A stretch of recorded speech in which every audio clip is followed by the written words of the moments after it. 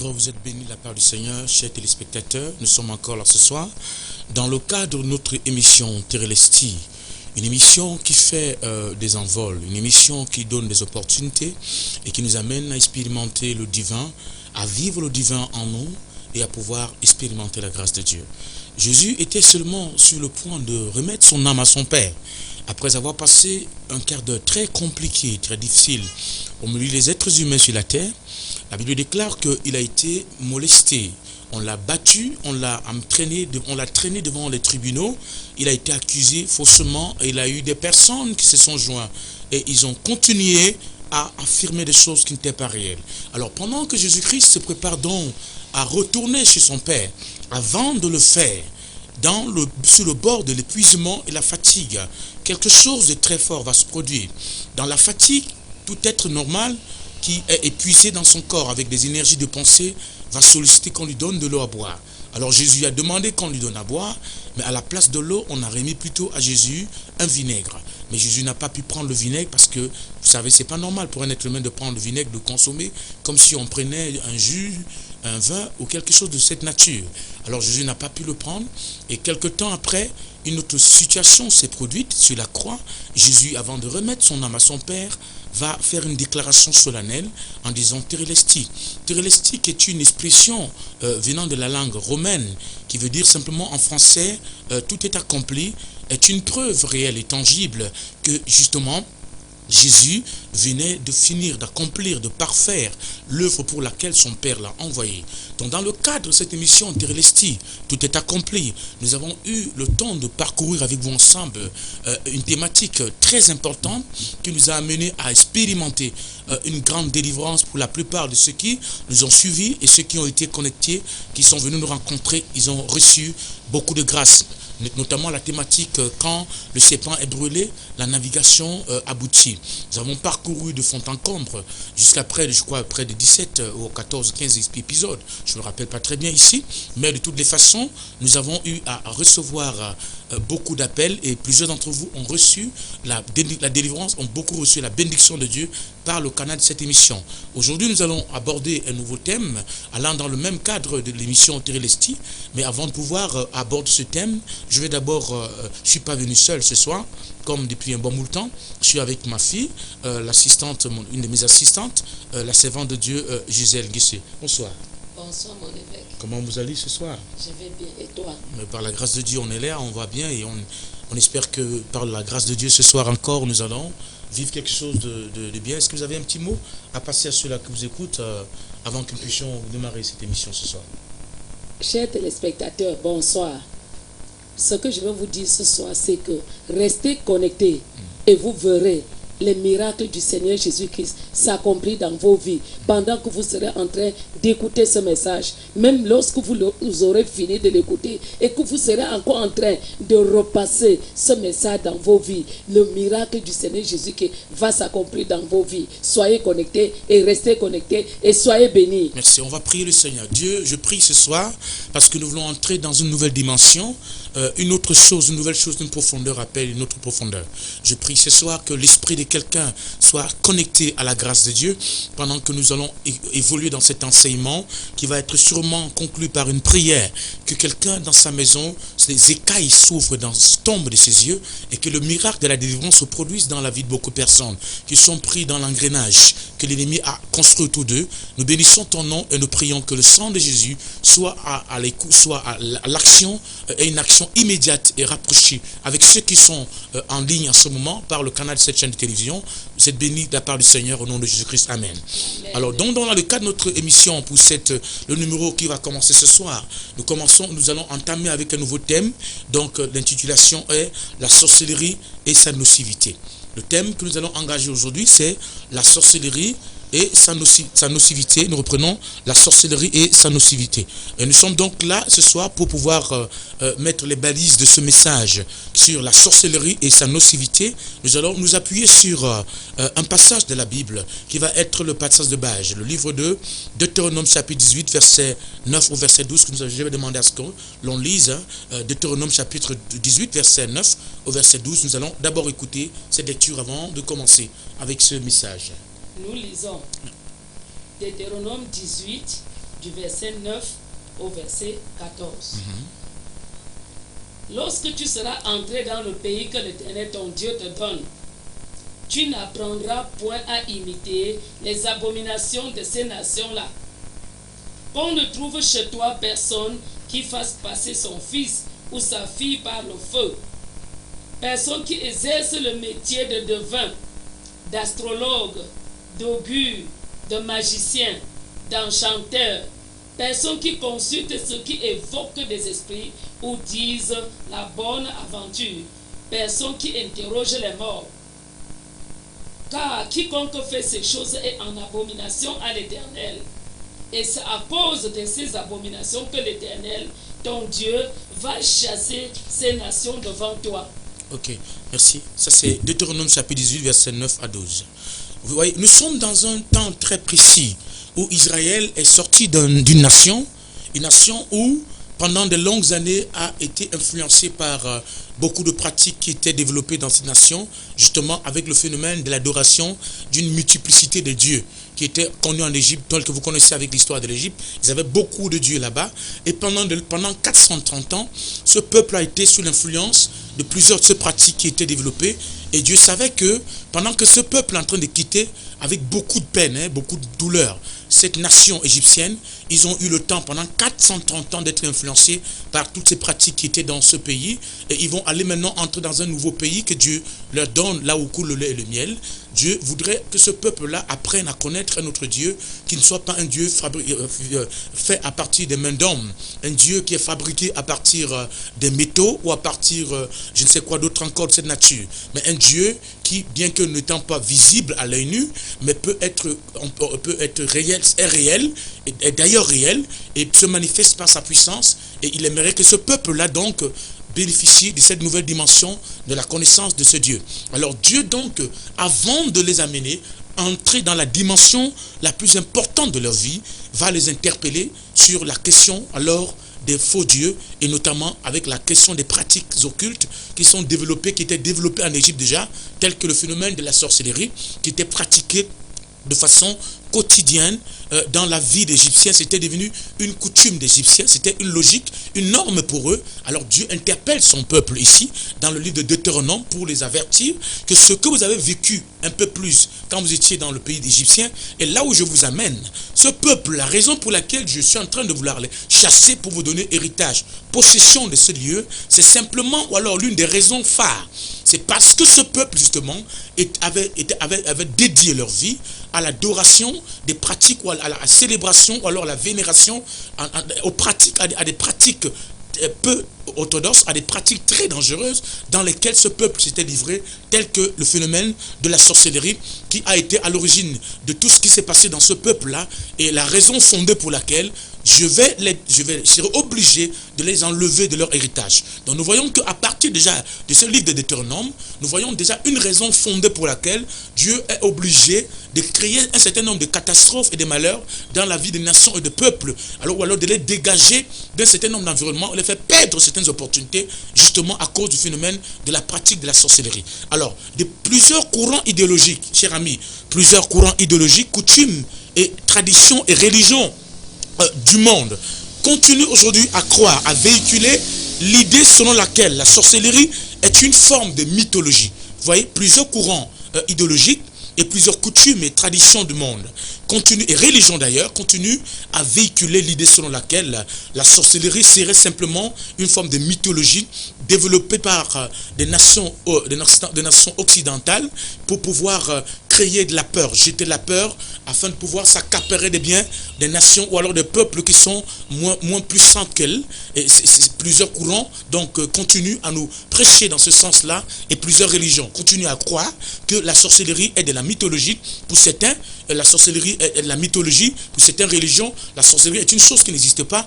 Et pour d'autres encore coutumes, pour certaines coutumes et pratiques, surtout dans le cas de l'Afrique et des pays de l'Orient, nous voyons plusieurs pays, coutumes et traditions qui pour eux, dans leur sens, dans leur contexte, pensent que la sorcellerie est une chose normale, que tout le monde pourrait pratiquer normalement sans être influencé, parce que pour eux, il n'y a pas de mal à ce qu'une personne pratique la sorcellerie, tout simplement parce que selon eux, il y a une sorcellerie positive, c'est-à-dire il y a une sorcellerie censée produire le bien, et il y a une sorcellerie qui est censée produire le mal selon eux. Donc pour eux, pour ces traditions et pour ces coutumes, la sorcellerie n'est pas une chose à laquelle on devrait on devrait avoir peur, une chose pour laquelle on devrait se méfier. Pour eux, c'est une chose normale que d'être sorcier. Et pour bien d'autres encore, pour bien d'autres encore, certains pensent qu'il faut simplement être neutre, c'est-à-dire il ne faut pas croire à l'existence des forces métaphysiques,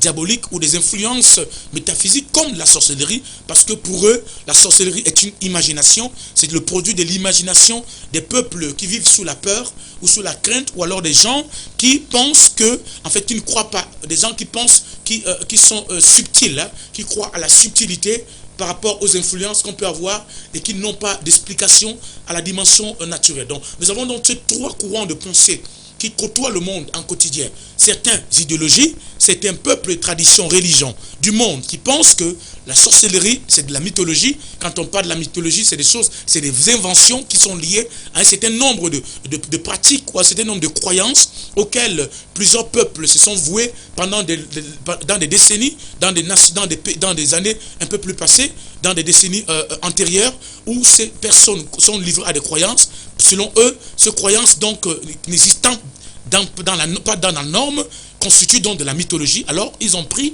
la sorcellerie et ils ont mis la sorcellerie dans le cadre de la mythologie pour ces croyances. D'autres, donc, comme je disais, pensent plutôt que c'est pas de la mythologie, la sorcellerie elle existe, c'est réel, mais il n'y a pas une mauvaise chose que d'être sorcier, parce que selon eux, il y a des bons sorciers et il y a des mauvais sorciers. Maintenant, pour nous autres qui sommes éclairés par la parole de Dieu et qui croyons à l'évangile qui nous a été apporté par la Torah de Moïse, donc l'un des passages que nous avons lu tout à l'heure, dans Deutéronome, nous avise déjà, nous annonce un certain nombre de pratiques ou nombre de choses dans lesquelles les plusieurs nations, avant qu'Israël n'intègre la terre promise, ce peuple était livré à des pratiques. Et parmi ces pratiques, quand on lit dans ce livre-là, nous voyons apparaître l'authenticité, la réalité et la véracité de l'existence de la sorcellerie dans ce peuple-là. Et nous voyons Dieu en train de sensibiliser le peuple à pouvoir s'éloigner de ces pratiques. Parce que c'est justement à cause, n'est-ce pas, de ces pratiques que ces nations vont se voir être dépouillées, vont se voir être chassées de leur héritage, vont se voir mourir, vont se voir être dépropriés des grâces qu'ils avaient parce qu'ils se sont livrés à des pratiques de cette dimension, la sorcellerie. Donc pour nous qui sommes des enfants de Dieu, qui sommes des chrétiens, qui sommes éclairés par l'évangile, qui sommes éclairés par la parole de Dieu, nous ne sommes plus au point de tergiverser sur l'existence de la sorcellerie ou alors de continuer à spéculer sur la sorcellerie, si elle existe ou pas. Nous sommes arrivés au niveau où nous savons, sans toutefois être prétendent maîtriser tous les rouages qui sont rattachés à ce phénomène que nous vivons, que l'on rencontre partout, que ce soit en Afrique comme en Europe, dans les pays occidentaux, on rencontre ça partout. Il suffit juste d'être assez intelligent, il suffit juste d'être quelqu'un qui voit assez, qui accorde l'attention sur les choses, que nous allons nous rendre compte très rapidement que la sorcellerie n'est plus une question de tergiversement, mais c'est une question d'une réalité que l'on vit dans le quotidien. D'ailleurs, il suffit juste de voir les réalités des dégâts que cette affaire, ce phénomène appelé sorcellerie, cause dans des rues, dans des villages, dans des localités, dans des nations, dans les peuples, pour avoir la confirmation de l'existence effective de la sorcellerie. Et c'est pourquoi nous sommes là en cet après-midi pour planter ces décors et nous amener à faire un grand voyage qui va être très très grand, ce voyage, parce que ce voyage va nous amener non seulement à la connaissance pour découvrir le mystère sur la sorcellerie, mais comprendre aussi les effets nocifs que peuvent causer ce phénomène dans les nations et qui causent ce phénomène dans la vie de beaucoup de personnes. Et nous allons donc après avoir donc décrypté tous ces phénomènes-là,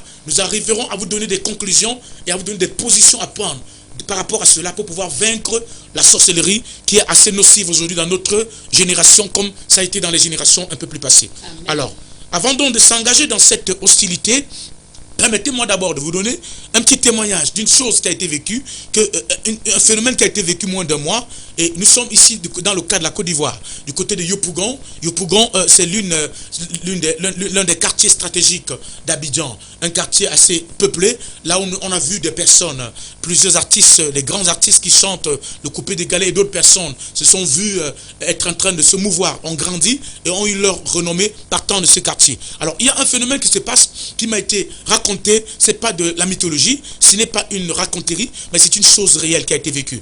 Alors, voilà un jeune homme avec qui que je rencontre et qui, pendant qu'on discutait sur la possibilité de l'existence de la sorcellerie, de l'effectivité, de la réalité de ce phénomène, alors il a commencé à me raconter une histoire qui a été vécue par sa sœur. Il me dit que nous sommes ici à Yopougon, dans un quartier assez proligieux de l'Abidjan, en Côte d'Ivoire. Que se passe-t-il? Il a sa sœur qui vit dans ce quartier. C'est un quartier assez populaire qui est assez grand, qui a des maisons, parfois vous allez trouver des maisons un peu, il y en a qui sont un peu plus bien, il y en a qui ne sont pas aussi agréables que cela. Et il vit donc avec sa tante. Mais sauf que cette tante-là, dans la famille, depuis que tout le monde se marie, elle ne s'est jamais mariée. Et cette tante-là a des fréquentations bizarres. Elle n'a pas d'homme dans sa vie, elle n'a pas de copain, elle est toujours seule, et elle ne veut jamais que les gens côtoient sa vie. Il y a certaines pièces dans sa maison que personne n'a l'autorisation d'accéder. On n'accède pas là-dedans. Elle a toujours vécu, elle a des positions très très compliquées. Avec la famille, ça a toujours été une histoire de guerre. Et pendant qu'elle est donc là, pendant ce temps, elle reçoit quelqu'un dans cette maison. Sa tante reçoit quelqu'un dans cette maison. Elle vit avec sa tante et elle est en train de composer. Elle est étudiante avec un avenir et elle a une relation. Elle a fait une rencontre avec un homme qui était un occidental, avec qui ils étaient dans des engagements qui devaient sûrement les amener dans le cadre du mariage. Et pendant donc qu'elle est là dans la maison, il y a une femme qui vient à la maison. Cette femme-là, la tante la reçoit avec pour objectif de la loger pendant un bon bout de temps. Sauf qu'elle est venue pour une semaine, 2 semaines, mais c'était plus une semaine, c'est devenu maintenant 1 mois. Et on se demande donc pourquoi, quelle est la relation existant entre elle et la tante, on ne comprenait pas. Mais subitement, elle est devenue agressive envers sa petite fille qui était dans la maison. Elle ne voulait pas que cette fille parle. Et un matin, pendant qu'elle est là, elle commence à dire qu'elle a senti un truc. Elle était en train de manger à table. Et elle a vu un cafard qui a survolé depuis l'autre bout de la maison. Et le cafard est venu juste atterrir sur son genou pendant qu'elle mangeait. Elle a juste tapoté le cafard et le cafard est tombé par terre. Elle s'est levée pour vouloir poursuivre le cafard, pour essayer d'aller écraser le cafard. Et le cafard avait disparu de façon bizarre dans la maison. Et elle n'a plus revu le cafard. Et soudainement, elle s'est dit, bon, de toutes les façons, c'est des insectes qu'on rencontre dans la maison partout. Alors, il n'y a pas de problème. Ce cafard-là, c'est un cafard naturel. C'est une créature normale. Alors, il n'y a pas question de s'alarmer. Elle a continué à manger. Sauf que le lendemain, à une certaine heure, elle a commencé à sentir une petite démangeaison qui a commencé à l'endroit où le cafard était venu, ça a grippé son pied. Ça a commencé par une petite démangeaison, elle a commencé à gratter dessus, et elle grattait, plus elle grattait, et l'endroit a commencé à s'enfler, et soudainement, ça a commencé à faire des pustules autour de l'endroit, et ça a formé une sorte des objets gluants qui sortaient, et c'est devenu comme une sorte de pu qui sortait maintenant sur le pied, et c'est devenu une situation compliquée. Ça a été une piqûre simple, l'atterrissage d'un cafard, juste au niveau du pied, et voilà maintenant que ce n'est plus un cafard, c'est maintenant le pied qui est en train de s'enfler, et ça commence à prendre volume. On a commencé à aller, on est parti, elle a dit, ok, on va aller acheter des antibiotiques, on va essayer de prendre ces antibiotiques. On a pris des antibiotiques, mais sauf que ça n'a pas produit grand-chose. La situation a commencé à se compliquer, et la nuit qui suivait donc, elle a commencé à rêver comment elle était couchée sur le lit, et là où elle est couchée sur le lit, il y avait une marmaille de cafards qui était couchée avec elle, et ce cafard était des cafards géants, géants qui étaient avec elle, et elle voyait tantôt le visage de certaines personnes. Parmi les visages qu'elle reconnaissait, il y avait cette fille qui était dans la maison, qui était venue, qui avait été hébergée par sa tante, et qui vivait dans la maison avec elle ensemble. Et elle se demande, mais je revois le visage de cette fille, parfois je vois le visage de la tante qui discute avec la fille, et elle n'est plus seule sur le lit, elle voit des personnes, et quand elle commence à les voir, elle se met à hurler dans la nuit, et elle se réveille brusquement sur le lit. Elle n'arrive plus à dormir toute la nuit. Et c'est comme ça que maintenant, c'est plus le mal de pied. Ça s'est enchaîné sur l'autre pied. Et maintenant, c'était le ventre. La situation a commencé à se compliquer jusqu'à ce qu'on l'a prise, on l'a amenée chez un marabout. Et quand on l'a amenée chez le marabout, en fait, elle est partie voir un marabout. Le marabout s'est mis à t'écrier que qu'est-ce que vous avez reçu dans votre maison? Elle ne comprenait pas. Qu'est-ce que vous avez reçu dans votre maison? Elle dit, votre maison est hantée, est dominée par une force étrangère et c'est une sorcière de haut niveau. cette sorcière n'est pas de petite catégorie, elle est de plus haut niveau de la sorcellerie parce qu'il y a des branches et des degrés dans la sorcellerie. Alors pour elle, cette femme était très élevée. Le marabout a voulu essayer d'intervenir dans la vie de cette fille. La même sorcière qui était dans la maison s'est transformée en cafard, a attaqué le marabout pendant qu'elle était en train de vouloir soigner. Il voulait soigner la fille là-bas.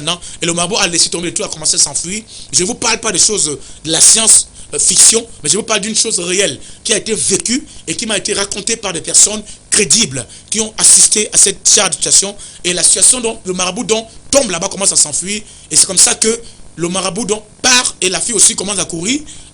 Malgré tout ce qu'elle accomplit, elle est même tombée évanouie là-bas dans cette situation, et le marabout est revenu un peu plus tard, et quand il revient, il se rend compte que les mêmes cafards avaient pris le contrôle de sa maison. Donc, il n'avait plus à faire un seul cafard, mais c'est une armée de cafards qui était dans la maison du marabout et qui attendait le marabout vouloir en finir avec lui.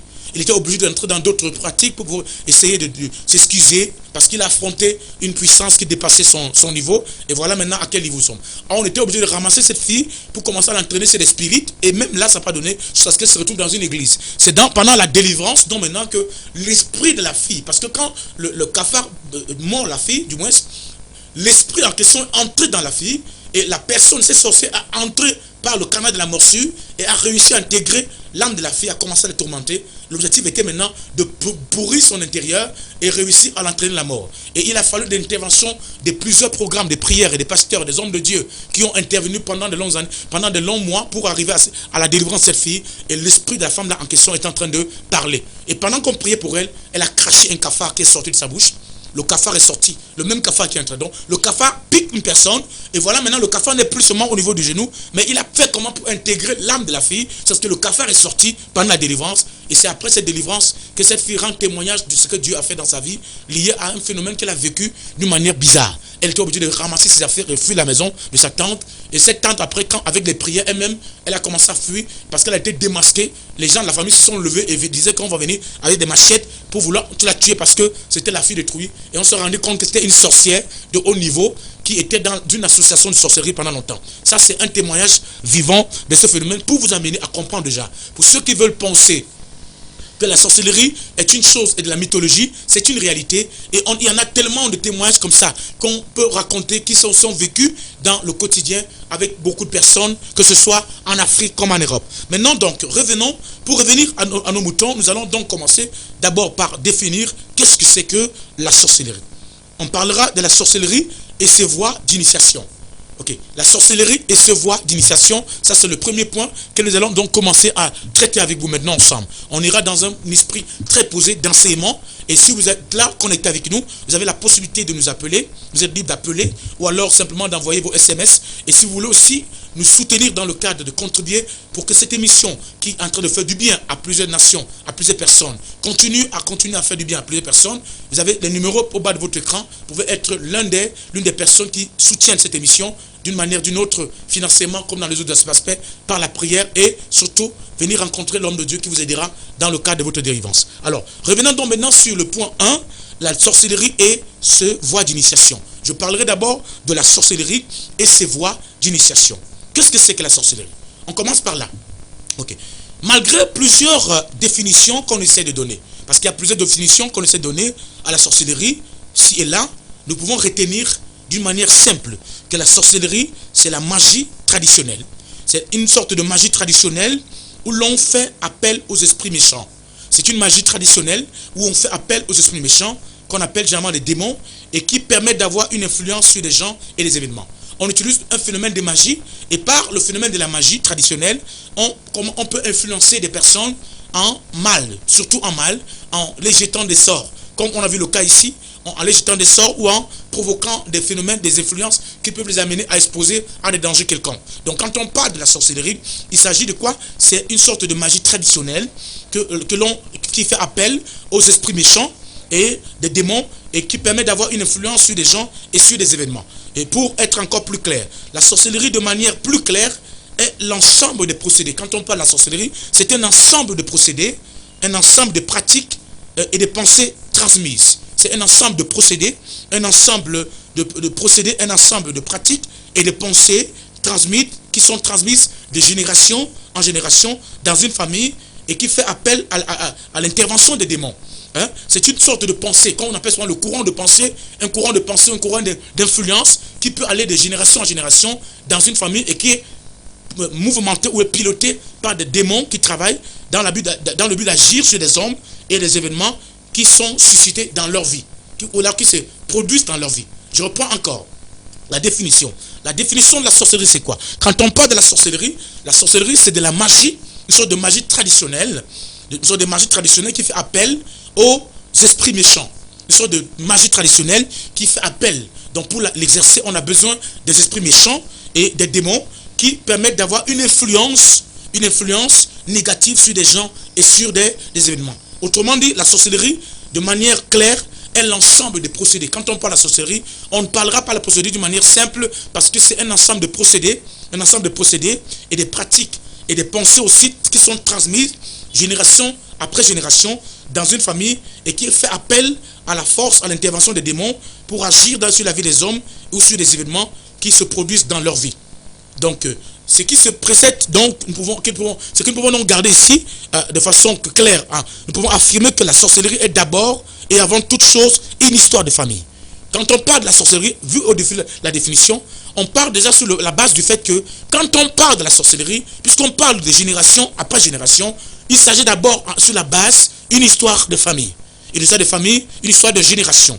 C'est cet esprit de méchanceté qui est une force infatigable qui agit dans la maison de nos pères.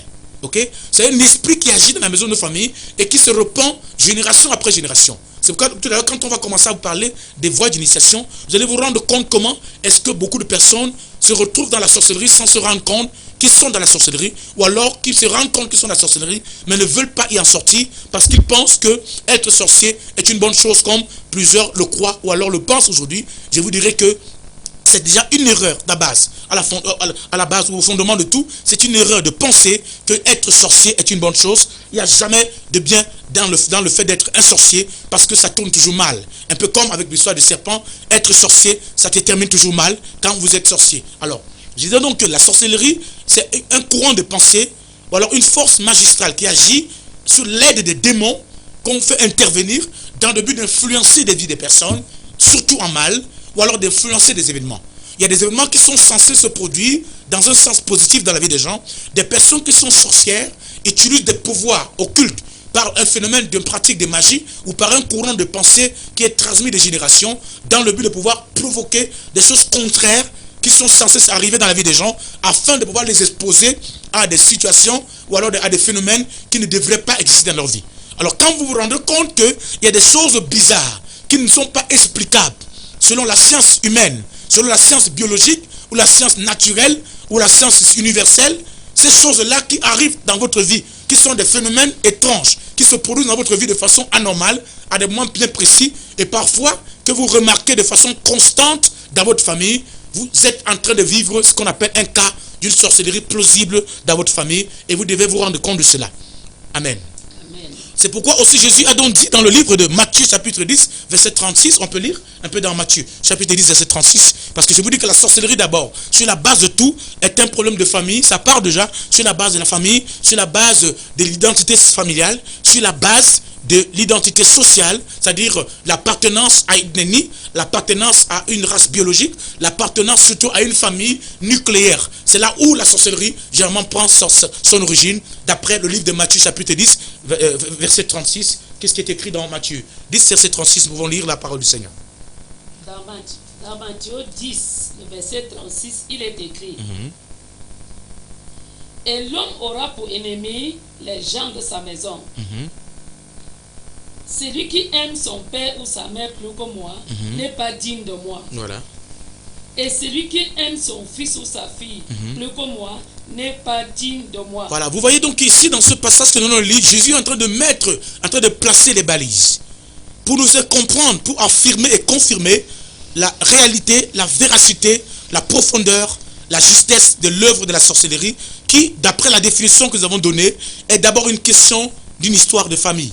Est une question d'une histoire des générations familiales, d'appartenance à une famille. Vous êtes dans une famille, la sorcellerie, parfois, avant qu'elle sorte de l'extérieur, avant qu'elle vienne d'ailleurs, elle prend d'abord sa base sur une histoire de famille, parce que d'après Jésus ici, l'homme aura pour ennemi les gens de sa maison ou les gens de sa famille. C'est-à-dire que pour dire que Jésus est en train de faire comprendre ici aux gens que il y a des personnes qui ne se rendent pas compte que les phénomènes ou les étranges qui arrivent dans leur vie, ce n'est pas parce que c'est les voisins avec qui tu vis qui sont à l'origine de cela, mais la base, l'origine de ceci est l'œuvre d'une action qui est menée à partir de la famille à laquelle tu appartiens, parce que cette famille est une famille qui a été, qui a contracté le virus de la sorcellerie qui est en train de se transmettre génération après génération. Il est donc important de comprendre ce phénomène. Et contrairement donc aux autres forces qui agissent directement dans la vie des hommes, okay? Contrairement aux autres forces qui agissent dans la vie des hommes, soit par le canal d'une possession, parce qu'on appelle ce qu'on appelle la possession, ou alors une influence qu'on appelle l'oppression, au-delà du fait d'une possession, le fait d'être contrôlé par un démon, d'un esprit, d'une puissance qui vous amène à faire des choses que vous ne voulez pas faire et dont vous n'arrivez pas à arrêter de faire malgré votre bonne volonté, qui influence sur votre morale, sur votre intelligence, sur votre subconscient et qui influence sur votre âme pour vous pousser à faire des choses contrairement à ces genres de puissance ou alors des forces qui peuvent vous influencer et donc plus facilement et qui sont facilement identifiables et qu'on peut facilement affronter. L'esprit de la sorcellerie, lui, quant à lui, possède une personne dans notre famille. C'est-à-dire, il peut être notre père, notre mère, notre oncle, notre tante, notre enfant, notre frère, notre soeur, notre cousin, notre cousine, notre co-épouse, pour venir à nous, pour venir nous attaquer. Donc, les autres esprits, ou alors les autres démons, généralement, agissent, on peut facilement les identifier.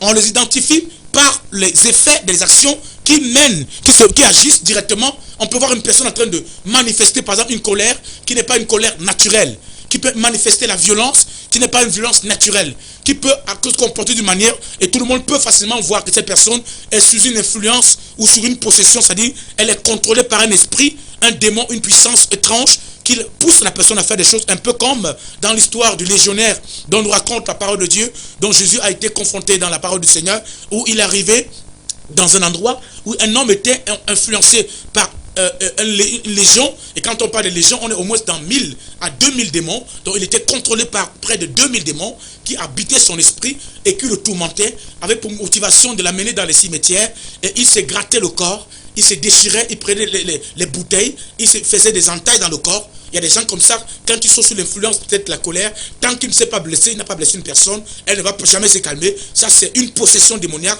On appelle ça une possession démoniaque. C'est-à-dire que tu es sous une influence d'un démon qui te pousse à faire des choses que tu ne devrais pas faire, et ça peut être une légion. Donc, contrairement à ce genre d'influence qui sont peut-être une possession ou alors une oppression, quand par exemple vous êtes là, vous rêvez des personnes qui viennent vous tourmenter dans votre rêve, qui vous laissent pas tranquille, vous êtes sous l'influence d'une sorte d'influence qu'on appelle généralement l'oppression démoniaque. Il y a donc l'oppression qui peut aller psychologique, qui amène des personnes à se suicider. Ça, c'est une oppression diabolique qui peut être une influence d'un esprit qui travaille. Contrairement donc à ces dimensions d'attaque de l'ennemi, la sorcellerie est généralement est beaucoup plus différente que ce genre d'attaque. La sorcellerie généralement donc peut être installée directement dans la vie de votre oncle, dans la vie de votre père, dans la vie de votre mère, dans la vie de votre enfant, dans la vie de votre neveu, dans la vie de votre tante, dans la vie de votre cousin ou de votre cousine, dans la vie de votre collègue ou ami de travail, ou quelqu'un avec qui vous marchez ensemble, dont on a donné la mission de vous attaquer et d'influencer votre vie négativement pour vous empêcher de réaliser ce pourquoi le ciel vous a envoyé. Parce que imaginez, Dieu ne nous a pas envoyés sur la terre, nous n'avons pas été créés pour être un produit d'échec, nous n'avons pas été créés pour être livrés à toutes sortes de choses, nous avons été créés pour un but sur la terre. Alors les forces de la sorcellerie, contrairement aux esprits qui habitent des personnes ou alors qui se manifestent dans la nature, qui vadrouillent dans la nature, parce qu'on a vu avec le cas de Satan, qui avec ses démons vadrouille dans la nature, Jésus le dit clairement, ou Paul le dit aussi, que Satan rôde comme un lion rugissant, cherchant qui il dévore. Le phénomène de rôder est l'une des stratégies des démons, mais ce n'est pas ça qui nous intéresse aujourd'hui. Nous parlons de la sorcellerie dans ses différentes actions et ce qu'elle fait. Alors, je dis donc que la sorcellerie, là, elle est plus complexe parce qu'elle habite généralement des personnes.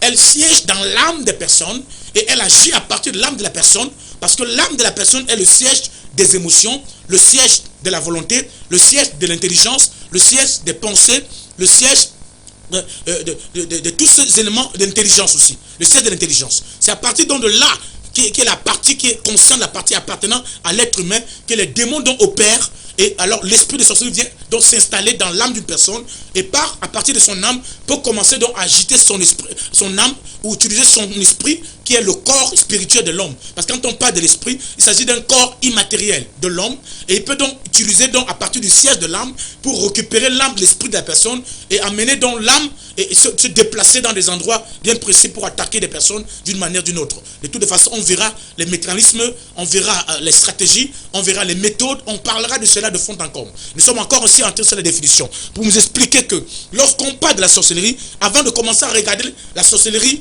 du Nord, des gens qui vous attaquent de gauche à droite, qui vous attaquent dans votre lieu de travail, comprenez que la sorcellerie, dans son origine, est d'abord une question de famille, est une question d'une histoire de famille, et qui peut aller génération après génération, et qui peut contrôler même jusqu'à 1000 générations. Tant que cette affaire n'est pas réglée, ça continuera à agir. Vous allez voir que par exemple, un grand-père était sorcier. Tout le monde avait peur de lui au village. On se disait, mais, ok, tout le monde priait, tout le monde voulait qu'il meure. Mais il est mort. Il n'est plus en vie aujourd'hui. Mais comment se fait-il que les mêmes œuvres qu'il pratiquait et les mêmes actions qu'il menait dans le village qui faisaient que des personnes meurent, des gens soient en détresse, que les mêmes choses continuent à se répercuter malgré la mort de ses grands-pères? Parce que réellement, ce n'est pas la mort du sorcier qui est un problème. Le sorcier, avant de mourir, comme la sorcellerie est une question d'héritage, a pris ce qu'elle avait et a transmis même à un enfant qui peut être même un bébé au lait. Pendant qu'il est encore là, il met la chose en ce bébé et l'enfant grandit avec cette chose-là.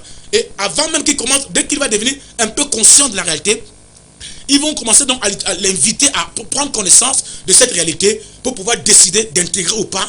Si donc il n'y a pas une intervention à ce niveau, la personne va récupérer la même semence et va la retransmettre demain à ses enfants. Et on va se demander comment donc est-ce que cette famille est devenue sorcière. On ne comprend pas. Alors que c'est une histoire d'abord de famille. Parce que Dieu dit l'homme aura pour ennemi les gens de sa maison. Donc c'est ça, il faut comprendre. Donc voilà donc cela. Donc cela devient donc très compliqué. Hein? Donc très compliqué dans la mesure où nous n'avons pas à combattre ton corps de la chair et le sang. Parce que c'est une histoire donc de père ou de mère. Qu'est-ce qui va se passer? Tu vas aller ramasser la machette, ou alors le couteau, ou alors je sais pas quoi, pour aller attaquer ton père ou ta mère, parce que tu t'es rendu compte à cet après-midi, ou bien tu t'es rendu compte que c'est lui qui est responsable des phénomènes étranges qui influencent ta vie en mal comme en bien, surtout en mal, et qui influencent ta destinée en mal. Alors qu'est-ce que donc ça devient donc une chose donc très difficile à ce moment, parce que Paul nous demande de ne pas combattre la chair et le sang. Aussi, l'esprit du mal est confondu aux parents, dont le cœur est méchant et qui veut nuire à votre famille. On peut donc dire que l'esprit de sorcellerie est généralement confondu à l'esprit du parent, généralement, alors d'une des personnes qui vous côtoie, qui vous connaît très bien, qui veut nuire à votre vie et qui est habité par un esprit méchant qui travaille dans cet objectif. Donc, nous reviendrons sur cet aspect plus loin, si vous voulez, et s'il est vrai qu'à la base, la sorcellerie fait intervenir un membre de notre famille. Si donc on peut le comprendre à cet après-midi, si à la base, donc, la sorcellerie fait intervenir un membre de notre famille, il est important donc de noter qu'il y a différentes voies qui permettent à l'esprit de posséder une personne. Ok? Si donc à la base, la sorcellerie fait intervenir un membre de famille, parce que avant d'aller plus loin, de parler de la sorcellerie nationale, la sorcellerie internationale, continentale, régionale, locale, il est d'abord important de comprendre que l'arbre généalogique de la sorcellerie se bâtit à partir de la famille nucléaire, c'est-à-dire la famille où vous avez été engendré et partant du nom que vous avez. Parfois, il y a des gens, déjà, à partir du nom qui portent la sorcellerie, le démon de la sorcellerie trouve l'accès à partir du nom qu'ils ont, leur nom de la famille. Quand votre famille, par exemple, devait dire les tueurs des âmes, vous avez une famille qui s'appelle, je ne sais pas, les mangeurs de je ne sais pas de quoi, vous pouvez imaginer tous les noms bizarres, compliqués qu'on peut avoir.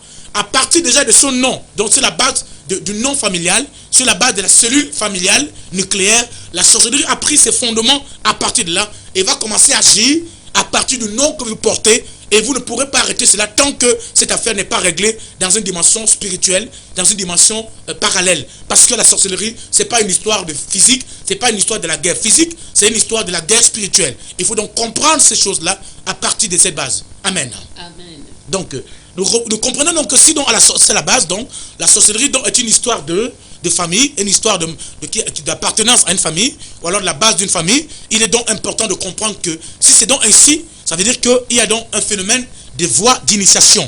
Ok? Un phénomène du voie d'initiation. Il y a donc différentes voies qui permettent à l'esprit de posséder une personne.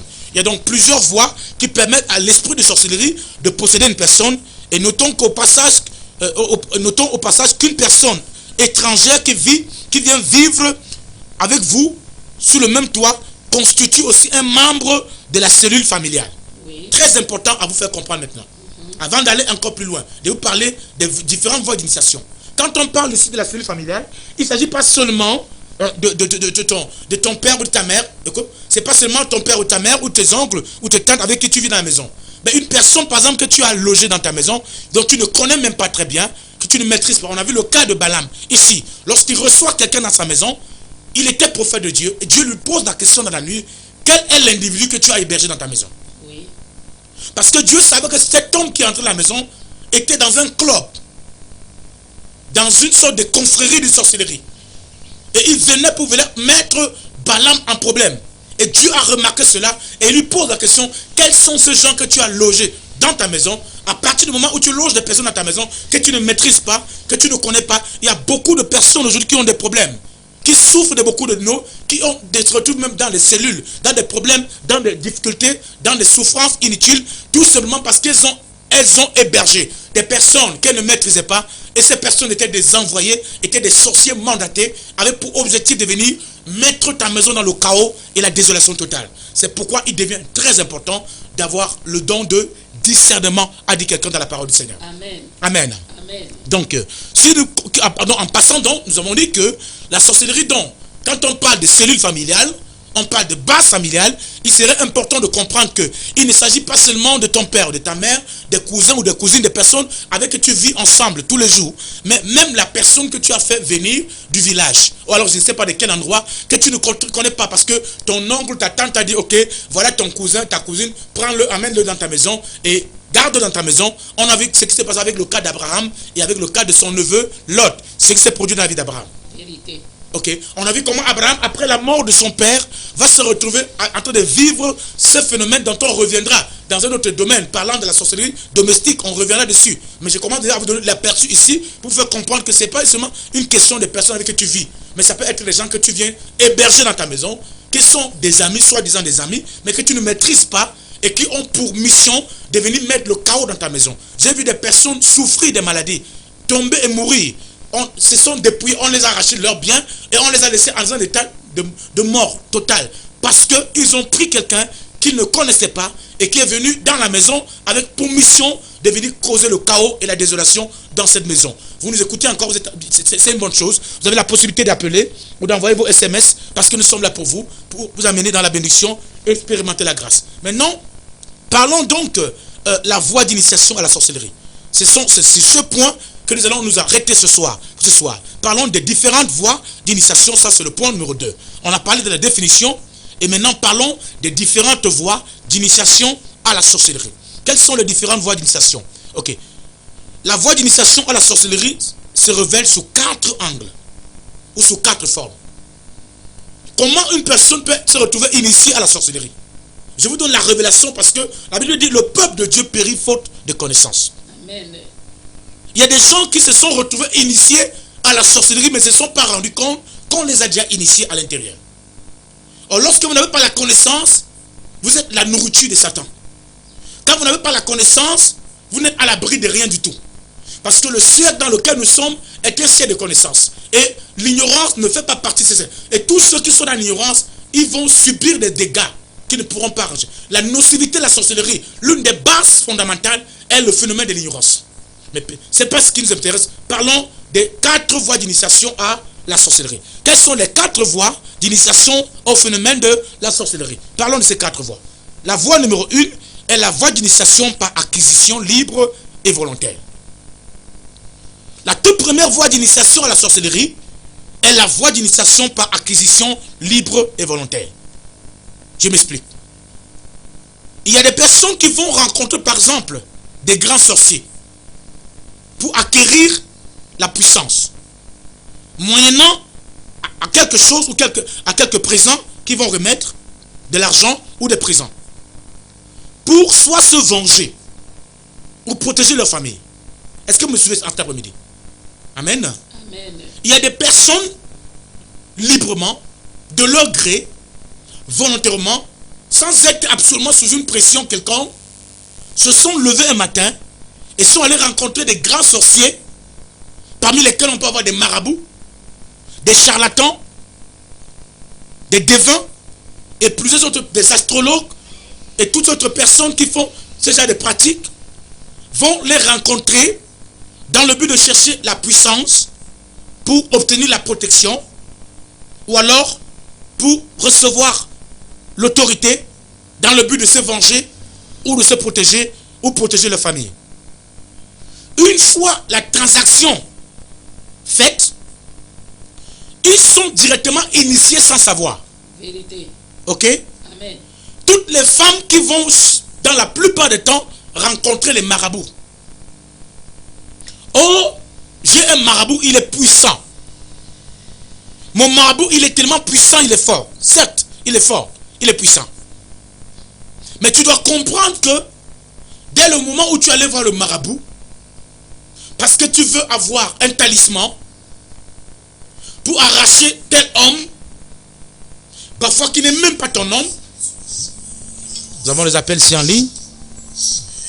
Appel en ligne. Oui, allô? Allô? Oui, bonjour, nous écoutons. Allô? Vous voulez parler à qui? Oui? Oui, nous sommes en ligne, nous sommes en ligne, nous écoutons. Vous avez quelle préoccupation? Allô? Allô? Oui, nous écoutons. Oui, je suis à l'écoute. On vous écoute? Allô? Allô? Allô? Le téléphone est en train de déranger chez vous. Vous pouvez rappeler, essayez de rapprocher votre téléphone un peu parce que là, on ne vous entend pas très bien. Elle disait qu'elle voulait parler à mamie, je crois que c'était toi qu'elle voulait parler, quelque chose comme ça. Ce genre. De toutes les façons, nous sommes en ligne, nous vous écoutons, on est là pour vous, c'est pour vous aider. Alors, nous sommes en train de parler dans des voies, différentes voies d'initiation à la sorcellerie. Ok. J'ai dit la première voie d'initiation à la sorcellerie est acquis par libre volonté, qu'on appelle gré à gré. C'est-à-dire, vous-même, vous vous êtes levé un matin parce que vous voulez protéger vos enfants, parce que vous voulez la protection, parce que vous voulez avoir tel chef de cabinet, parce que vous voulez avoir tel homme qui travaille à la présidence de la République sénégalaise, marocaine, américaine, je ne sais quoi d'autre encore, camerounaise, et ainsi de suite. Parce que vous voulez voyager absolument, parce que vous voulez vous accaparer d'un bien qui ne vous appartient pas, parce qu'il y a un homme qui vous a intéressé, et cet homme en question vous a même fait des avances, et cet homme même se sent attiré par vous, parce que je vais beaucoup plus m'adresser maintenant aux femmes, parce que les femmes sont beaucoup plus influencées, ou alors se retrouvent initiées dans la sorcellerie sans se rendre compte. Vérité. L'homme t'a dit, je t'aime. Il t'a apprécié, et il veut bien aller avec toi. Mais comme tu as une cousine et un cousin, une amie, copine, camarade, à qui tu as fait part de cette situation, il te dit, mais dis donc, mais tu es tombé sur de l'or, sur du diamant. Quand on tombe sur de l'or et du diamant, on doit protéger son diamant. Voilà la conversation. Voilà où tout va partir de là. Ok, je vais t'amener chez un de mes marabouts. Je vais t'amener chez un de mes voyants et devants. Il faut que la personne blinde ton homme. Que la personne se rassure. Alors que le marabout ou la personne en question protège ce que tu vas avoir. Et que l'homme là ne t'échappe pas.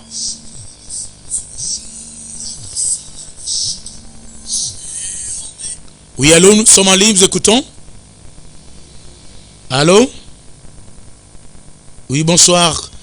À qui est l'honneur? Oui, à qui est l'honneur?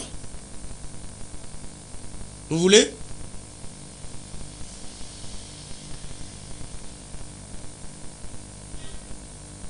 Vous avez vécu quoi? Allô? Ok, on appelle votre nom dans les rêves.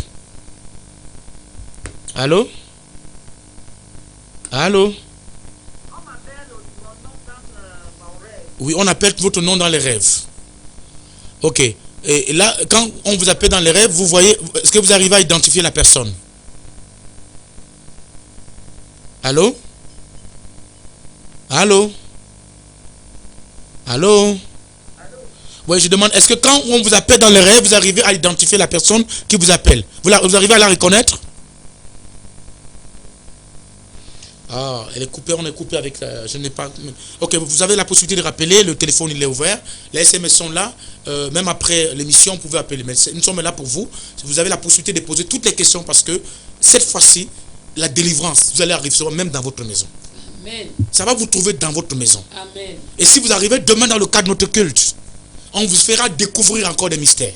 Oui. Parce que la délivrance part sur la base de la connaissance. Amen. Il y a beaucoup de personnes qui ont la sorcellerie dans leur corps. Mais ils ne savent pas qu'ils ont la sorcellerie. Vérité. Première voie d'initiation à la sorcellerie. Je suis parti de moi-même sans que personne ne m'ait demandé. Parce que je veux voyager pour aller en bain, comme on dit généralement dans le langage séculier de notre pays. Je veux voyager pour aller en Europe. J'ai appris que vraiment là-bas à l'université, c'est très compliqué. Pour avoir ton master, pour avoir ceci, cela, ça va être très difficile. Il faut que je prenne le nom de mon maître mémoire, ou alors je prends le nom de, je ne sais pas, vous connaissez, hein, je prends le nom, je vais l'amener chez le marabout, et le marabout vient envoûter ceux qui vont faire la correction, mon ami. Pendant que le marabout est en train d'envoûter ceux qui font la correction des épreuves, parce que toi tu veux l'épreuve, il est en train de profiter au même moment pour t'initier à la première voie d'initiation à la sorcellerie. Vérité. Et l'esprit de sorcellerie va entrer par là. Amen. Parce que c'est le diable, c'est le troc. Le diable n'a jamais donné quelque chose à quelqu'un gratuitement. Il n'y a que Dieu seul qui donne son fils uniquement, sans poser de conditions.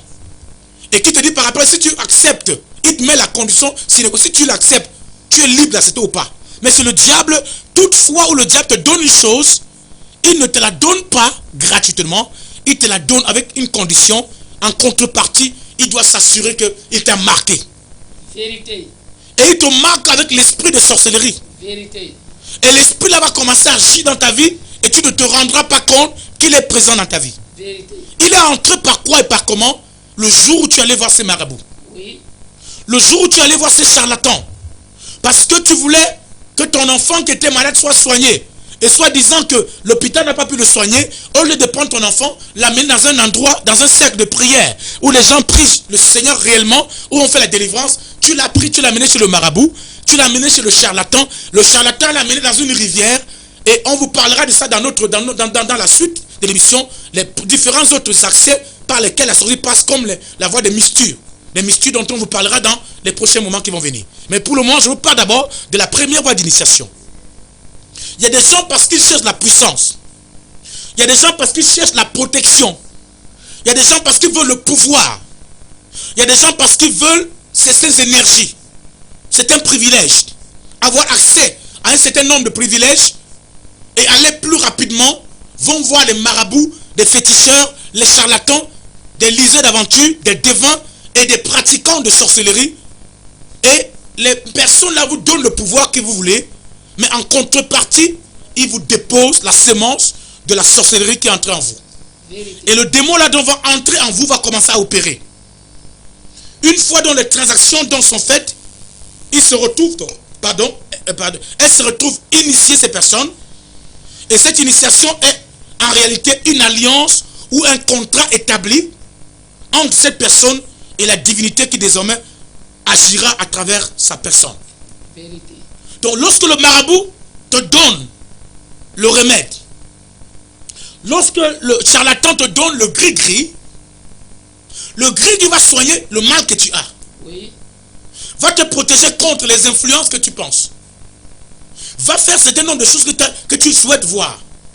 Mais en contrepartie, il y a une alliance, un contrat que tu viens d'établir entre toi et le marabout en question. Vérité. C'est la raison pour laquelle vous allez voir que la majorité des personnes qui fréquentent des marabouts, il est difficile que ces personnes arrêtent de fréquenter les marabouts. Oui. Parce que le marabout va tout s'arranger à ce que lorsque l'autre mal pour lequel tu allais le voir est soigné, pendant que tu es en train de penser que tu trouves l'équilibre, un autre mal va ressurgir d'ailleurs et dans un autre endroit.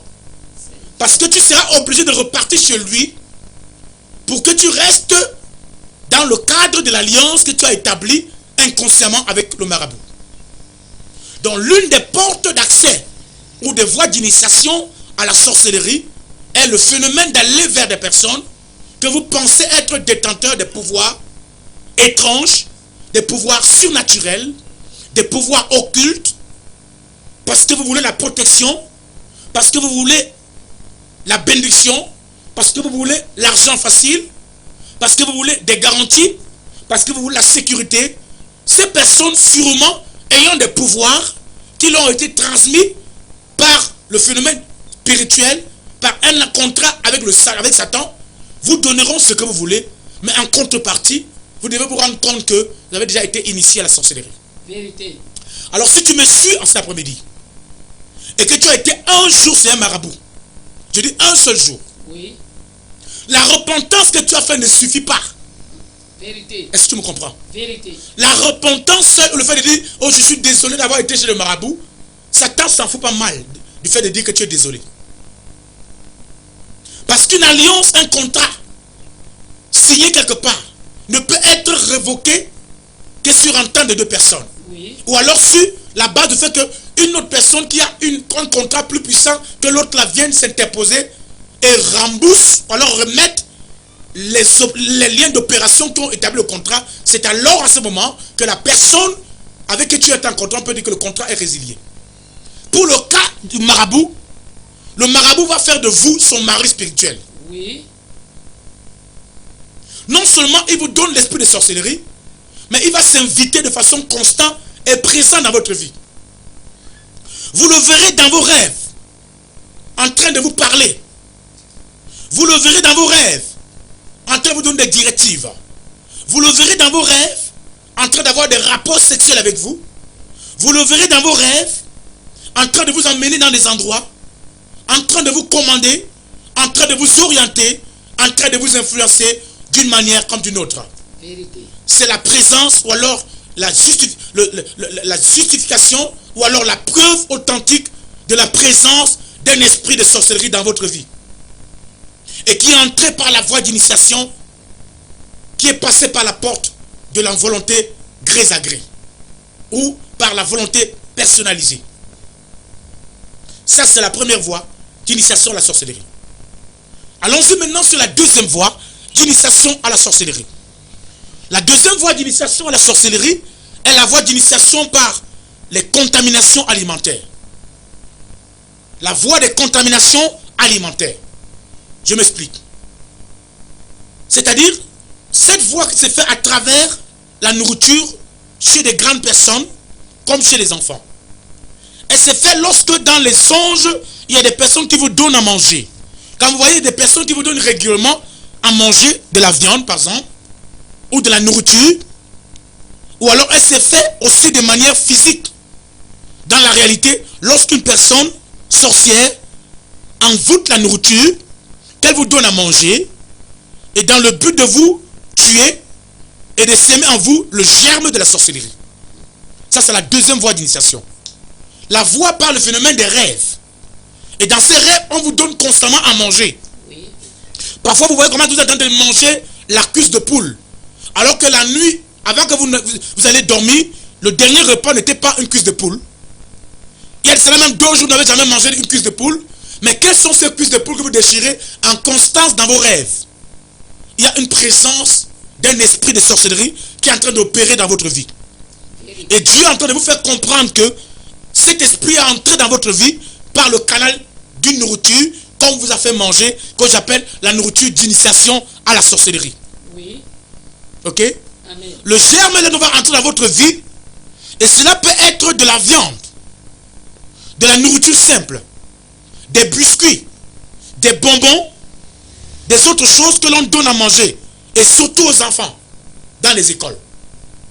On a vu un phénomène bizarre qui s'est produit dans plusieurs collèges où des enfants perdaient connaissance et tombaient en série. Oui. Pour le cas du Cameroun, Oui. à une période bien de l'histoire. Ça ne fait pas très longtemps que cette histoire datait.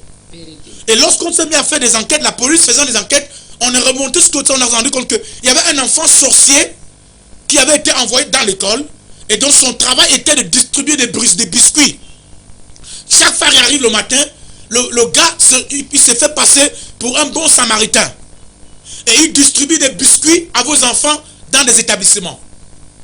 Et l'enfant donc qui n'a pas pu avoir le biscuit comme lui, parce que le père n'a peut-être pas de moyens, ou alors ne se soucie pas de ces domaines, se fait envoûter par un autre enfant sorcier, que son père ou ses parents savent qu'il est sorcier, et il est dans la sorcellerie, dans le réseau, dans la confrérie de la sorcellerie, a été envoyé comme missionnaire auprès des écoles. Vérité. Ainsi, on trouvera des enfants sorciers dans des établissements scolaires, on trouvera des jeunes sorciers dans le lycée, on trouvera des jeunes filles sorcières dans des différentes réunions, on trouvera des personnes sorcières dans des tontines, on trouvera des personnes sorcières dans des tontines. On a vu plusieurs cas qui ont été dénombrés ces derniers temps, dont on a vu un cas dans une des chaînes de télévision locale du Cameroun, à Equinos. On parlait d'une femme qui rendait témoignage, comment elle était initiée à partir des tontines, des réunions que vous aimez bien. On n'est pas contre des tontines, mais vous devez rester très vigilant avec ce qui se passe dans ce monde aujourd'hui. Vérité. C'est à partir du repas qu'on mange. On vous conditionne quel genre de repas qu'on veut. Et vous êtes en train de manger ces repas tous les jours. Et on est en train de vous préparer. On vous initie à partir des repas physiques qu'on vous fait manger. Et le sorcier a pris sa semence, a incanté et a mis l'esprit à l'intérieur. Et lorsque vous mangez cette nourriture, le démon de sorcellerie va intégrer votre vie et va commencer à vous tourmenter. Et vous allez commencer à voir constamment dans vos rêves comment vous mangez de la viande. Alors que vous n'avez pas mangé de la viande, physiquement parlant. Vous allez vous retrouver en train d'être tourmenté dans la nuit. Toutes les nuits où on vous oblige à manger de la viande. Vous vous retrouvez dans des réunions avec des personnes que vous ne connaissez pas. Ou alors des personnes que vous connaissez. Parmi lesquelles il y a des membres de votre famille. Et vous entendez comment on appelle votre nom. Et dès qu'on vous appelle, vous arrivez vous-même. Comme si vous étiez sous forme d'une manipulation. Et vous allez vous servir. La nourriture que vous mangez là, le repas qu'on vous donne là, ce n'est pas un repas simple. Ce n'est pas des cuisses de poulet simples. Mais c'est la chair humaine, Oui. d'un victime qu'ils ont tué dans la sorcellerie. Et comme il faut initier des personnes par des pratiques occultes, on vous fait manger la chair d'une personne qu'on a tuée, que l'on a symbolisée comme étant la cuisse d'une poule. Ou alors on a pris une poule normale et on a incanté par un phénomène qu'on appelle la loi des symboles et des représentations. En symbolisant la cuisse de poule comme étant vous ou la chair de telle personne, pendant qu'on est en train de manger la cuisse là, tu vas entendre que la personne est tombée ou la voiture l'a cognée en route et son pied s'est coupé. Parce que dans la sorcellerie, on a déjà mangé son pied. Et comme les personnes veulent avoir beaucoup de personnes dans leur confrérie, ils veulent initier beaucoup de personnes, on va vous attendre à la réunion du Ndjangi que vous avez, la réunion de la tontine, et cette même chair qu'on a pris dans la sorcellerie, la personne va incanter dessus, et on vous fera manger ça dans la tontine, et tu vas commencer à dire j'ai mal au ventre, tu es perturbé dans ton sommeil, tu es troublé, parce qu'on vient de t'initier par le moyen d'une nourriture qu'on a préparée, qui est de la viande, et à partir de cette viande-là, on vous introduit dans la confrérie de la sorcellerie. Vérité. Et vous devenez sorcier sans savoir. Vérité. Ça, c'est la deuxième voie. Oui. Je vous donne la troisième voie, et on va s'arrêter là pour ce soir, dans le cadre de notre émission. J'ai pris la première voie d'initiation, était la voie par quoi? La voie par une volonté libre personnelle. La deuxième voie que je viens de parler ici, c'est la voie par des mystures, qu'on appelle encore des breuvages. Les mystures ou bien les breuvages. Les mystures et les breuvages sont des objets, les repas, que vous voyez des gens dans votre rêve qui viennent vous faire manger dans les rêves. Ou alors des repas physiques qu'on vous fait manger dans le but de pouvoir vous faire initier. Ou alors des breuvages, des potions qu'on vous fait boire, ok, qui sont chargées des énergies, des liquides ou des herbes chargées d'énergie diabolique que l'on met dans des yeux d'une personne malade avec le faux prétexte de vouloir la soigner. Vous allez dans le village là, quelqu'un vous dit ok, on a comme impression qu'on t'a envoûté, on est parti prendre un truc quelque part, on te met dans les yeux comme les colis. Quand on te met dans tes yeux, on te dit c'est pour que tu puisses avoir les yeux ouverts maintenant. Les choses qu'on appelle ça des mystures. Ces mystures qu'on met dans vos yeux, ou encore vous te fait laver au village, qu'on a accueilli je ne sais d'où. et qu'on te fait laver à côté sur la tombe de ton père ou de ta mère ou du grand-père ou de la grande sœur ou de grand-père ou alors à côté d'un fleuve d'eau, ce sont des mystères. Et cette pratique-là est une voie d'initiation, d'intégration, d'introduction des personnes à la sorcellerie sans qu'ils ne savent. As-tu un jour été lavé sur la tombe de ton père ou des grands-parents? Comprends-moi très bien aujourd'hui que la sorcellerie est entrée dans ta vie. Arrête d'accuser les autres personnes. Parce que toi-même tu es allé sans te rendre compte. Ton ignorance t'a amené là-bas et la porte d'accès a été la voie des mystères. Il y a des gens, pas des mystères qui reçoivent chez les charlatans des marabouts. Ils te disent, prends telle chose là, l'écorce là, va faire comme ceci, cela. On ne dit pas que la médecine traditionnelle ou alors la médecine par la thérapie n'existe pas. Mais il y a des gens qui vous initient à la sorcellerie. On vient de recevoir un message ici, on va lire le SMS qui nous a envoyé ici. On va le lire avant de continuer à parler. Voilà, nous avons ici, bonsoir papa. Bonsoir papa, s'il vous plaît, priez pour moi et pour ma famille. Rien ne marche dans mes voies, Christelle. Christelle, tu es bénie de la part du Seigneur et on va prier pour vous, ce qui est sûr. Mais j'aimerais encore faire mieux que cela parce que si nous prions pour vous ici, c'est une bonne chose. Mais la délivrance a besoin d'un contact face à face. Oui. Comprenez? Parce que je vais vous remettre des documents. Une documentation qui permettra de pouvoir vous amener à comprendre qu'est-ce qui se passe dans votre vie. Et je vais vous aider dans un suivi de prière de délivrance. Alors je voudrais que demain, si vous avez le temps demain, ou alors même si vous n'avez pas de temps, prenez un temps parce que quelqu'un a dit quelque part, un jour dans la présence de Dieu vaut mieux que 1000 ans ailleurs. Demain, nous avons un culte particulier qui va commencer dès 10 h du matin. Alors je voudrais que vous veniez, Christelle, vous et votre famille. Je vais vous recevoir en particulier demain. Le culte commence à 10 h et ça finit au plus tard à 12h30, 13 h. On a terminé. Je vais vous recevoir dans un cadre d'entretien, Christelle. Je prierai pour vous, votre famille. Je vous consulterai parce que ce que vous vivez là, ce que vous racontez là est une chose assez étrange. Elle est étrange pour vous, mais je maîtrise exactement de quoi il s'agit. Parce que les histoires où on vous appelle dans la nuit, on appelle ça le con ou le femme là. Ok? Quand vous entendez les gens vous appeler dans les rêves, ou quelqu'un vous appelle, c'est-à-dire la personne vous a déjà envoûté. La personne a déjà mis la chose en vous. Et la chose qu'elle a mise en vous, elle voudrait seulement activer la chose maintenant pour vous amener, soit à commencer à agir avec eux dans la confrérie, soit alors ils ont mis la chose en vous pour vouloir vous tuer, pour vous vendre dans la sorcellerie, dans le femme-là ou le con. Et alors la voix pour vous amener est la voix de commencer à vous appeler dans le monde spirituel. On appelle votre nom dans le rêve et lorsque vous répondez, vous êtes en train de vous rapprocher du femme-là, vous rapprocher de l'exécution. Alors, si vous prenez cela en blague, vous allez vous rendre compte que cette situation ne va pas durer 2 mois. Après 2 mois, soit c'est un accident qui va se produire, soit une maladie bizarre va commencer en vous, et on va dire qu'elle a eu un petit palu. Et ça fait à peine 3 minutes. Elle est morte, on ne comprend pas. Suite de coups de maladie. C'est parce que vous avez négligé. La sorcellerie est réelle. Elle est effective.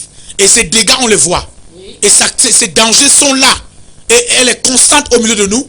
Et il faut donc découvrir, la démasquer. Et je suis là, justement, pour exposer les œuvres de la sorcellerie. Amen. Et vous amener à la délivrance. Amen. Donc, Christelle, demain, vous, avec votre famille, je vous reçois demain. Vous arrivez juste au niveau d'Ekounou, prenez votre taxi, vous dites Ekounou. On vous laisse au carrefour.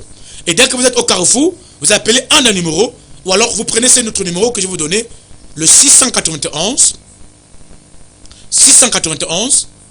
991 707. Je reprends. 691 991 707.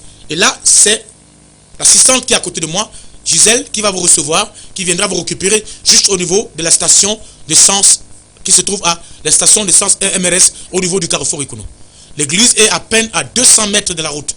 Donc, c'est pas compliqué. Si vous êtes au niveau de la station, vous appelez le numéro ou alors vous envoyez un message et elle viendra vous récupérer juste au niveau de la station pour vous amener au lieu de là où nous faisons nos prières provisoires actuellement. On fait nos prières et on va vous recevoir l'après, Christelle, ainsi que tout ce qui me suit en ce moment.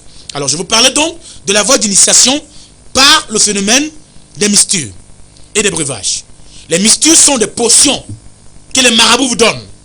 Si un matin, on t'a amené à côté d'une rivière, on a cassé les yeux sur ta tête, on t'a lavé nu, et la majorité des personnes victimes à cela sont des femmes. Le marabout t'a lavé nu. Et après, tu commences à rêver comment tu es marié. Et malgré les rêves que tu rêves que tu es marié, le mari n'arrive pas de façon physique parce que le marabout, en te lavant, est devenu de façon officielle ton mari spirituel. Et comme il est ton mari spirituel, il va chasser le véritable mari qui devait arriver dans votre vie. Et vous allez rester dans les liens du célibat. Et l'esprit qui agit cela, c'est l'esprit de la sorcellerie que le marabout a introduit dans votre vie par le canal des mystures, qui sont des bains occultes qu'on fait à des endroits bien bizarres. Et dans les cimetières et dans les tombes. Avez-vous un jour reçu une potion dans votre œil? Moi qui vous parle, j'ai été victime de ces choses-là. C'est pourquoi j'en parle aisément. Parce que ma vie a été sous l'influence des forces de sorcellerie qui voulaient me détruire dès mon bas âge. Mais la grâce m'a été donnée par la délivrance et la connaissance de pouvoir aujourd'hui aider beaucoup de personnes. Et j'en ai aidé dans plusieurs nations de la terre, dans plusieurs pays. Et aujourd'hui, je suis dans le cas du Cameroun. Vous venez me rencontrer, vous aurez l'aide dans ce domaine et vous serez délivrés. Amen. Le véritable mariage viendra. Amen. Les véritables affaires vont éclore. Amen. Le véritable argent viendra. Oui. Mais il faut que vous sortiez du pacte qui vous lie avec ces marabouts. Que vous sortiez de ce pacte qui vous lie avec votre oncle. Que vous sortiez de ce pacte qui vous lie avec cette pratique que vous avez pratiquée au village. Parce qu'on a dit, c'est une cérémonie de funérailles. Et comme c'était une cérémonie de funérailles, on a dit, ok, on va prendre les vêtements du mort décédé. On est parti plonger ça à l'intérieur d'une eau. Et on a dit que tous les enfants de la famille viennent se laver dans l'eau du mort qui est passée. Écoutez, entre les morts et les vivants, il n'y a pas de relation. Oui. La chose là, quand tu fais laver l'eau du mort sur vous, on a déposé l'esprit de mort sur vous. Et il a commencé déjà à créer la mort en tuant vos activités, en tuant vos projets, en attaquant votre vie. L'objectif final, c'est que la mort physique se produise et que vous puissiez jamais expérimenter ce pourquoi on vous a envoyé. Vérité. Donc par le phénomène des mystures, c'est-à-dire les bains occultes que vous avez pratiqués, les potions qu'on a mis dans vos yeux, disant qu'on vous prépare pour voir ce qui vous dérange. On a mis en vous un esprit de sorcellerie et le pacte entre vous et la sorcellerie a été établi de façon inconsciente.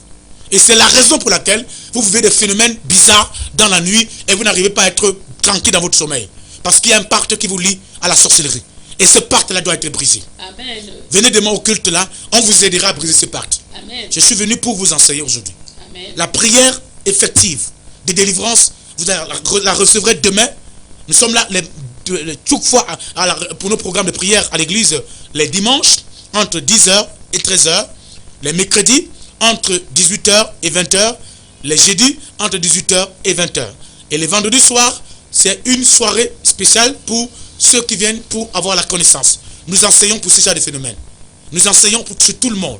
Les étudiants qui veulent être formés, qui veulent apprendre, qui veulent connaître, découvrir les mystères de la Bible et comment on peut accéder à la puissance de Dieu sans avoir besoin d'être influencé par les forces du mal. Vous avez les vendredis soirs à partir de 18h30 jusqu'à 19h. Nous sommes là pour des enseignements traduits, pour préparer des élèves, pour ceux qui vont travailler, servir le Seigneur et avoir la connaissance. Mais à partir de demain, vous arrivez demain, je vous aiderai à être délivré de l'influence de la sorcellerie qui opère dans votre vie, qui est entrée par la voie peut-être volontaire, parce que vous aviez besoin de la protection.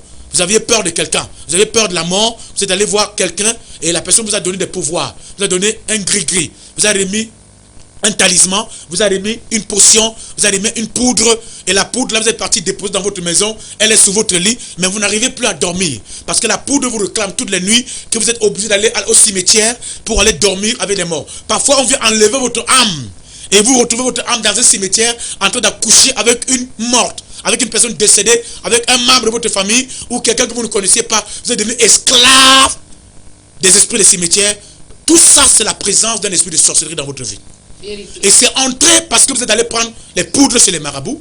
Vous êtes allé prendre des potions chez les gens, des potions de protection. Vous avez reçu un bain qu'on appelle les mystures. Vous avez reçu une chose qu'on vous a fait manger physiquement. Vous avez reçu une chose qui est passée par vos rêves. Parce que je dis qu'un homme avait semé et il est parti se coucher. Pendant qu'il dormait dans la nuit, l'ennemi est venu dans le monde des rêves et il est venu semer une autre semence. Donc par le canal des rêves, les sorciers arrivent parfois à introduire, à influencer votre avenir, à influencer votre présent et à influencer votre quotidien par le phénomène des rêves. Donc la sorcellerie n'est pas seulement un phénomène physique, mais c'est un phénomène qui agit même par le canal des rêves.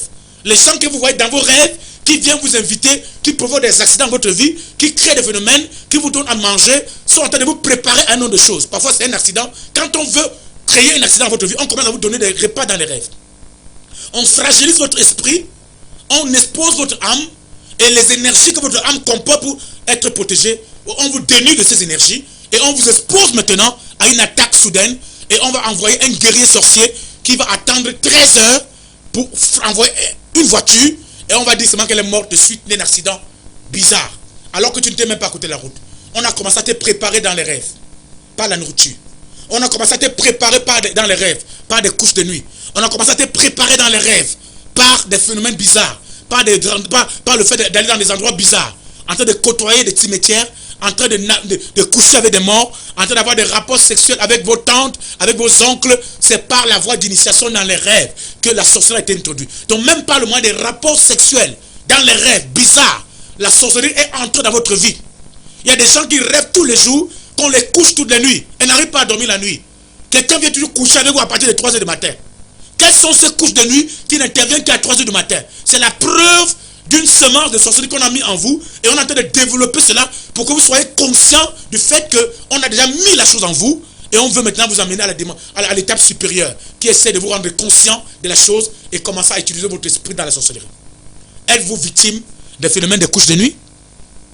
Êtes-vous victime des repas de nuit bizarres? Êtes-vous victime, influencé par les songes ou des rêves où vous êtes dans des cimetières avec des personnes que vous ne connaissez pas? Voyez-vous des moutons qui dorment avec vous? Êtes-vous sous l'influence des chats qui vous portent sur le dos? Ou alors que vous portez sur le dos? Êtes-vous sous l'influence d'un oiseau que vous voyez tout le temps dans vos rêves, comme le corbeau? Ou alors des 1000 pattes que vous voyez tout le temps?